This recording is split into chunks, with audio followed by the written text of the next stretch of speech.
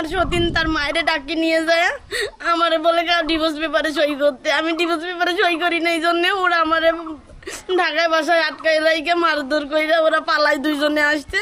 তারপর বাড়িওয়ালা আমারে বের করে দিছে। আমি আজকে এই 7 দিন ধরে খুঁজে বেড়াচ্ছি, রাস্তায় রাস্তায় দেখে খুঁজে পাই না। এখানে আসছি একদিন, এরা আমার বাইরে করে দিছে, বলে তোমার তালাক দিছে। আমি বলছি কিসের তালাক দিছে? আমার আগের সংসারটা ভাঙ্গি নিয়ে এরা চলে আসছে, আবার তালাক দিছে। আমি কয়টা সংসার ভাঙবো? আর বিয়ে তো দিছে ওর বড় বউ।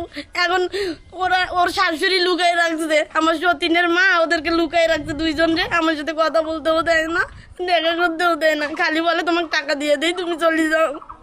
আমি কয়টা সংসার করবো? এর সঙ্গে সম্পর্ক ছিল, মানে কথা এমনি পরিচয় ছিল, 1 বছর থেকে ছিল পরিচয়। 1 বছর থেকে পরিচয় হবার পর তারপরে ওর বউয়ের সঙ্গে পরিচয় হয়। তার মনে মানে আমার হাজবেন্ডের সঙ্গে 2-3 মাস আগে পরিচয় ছিল আমার।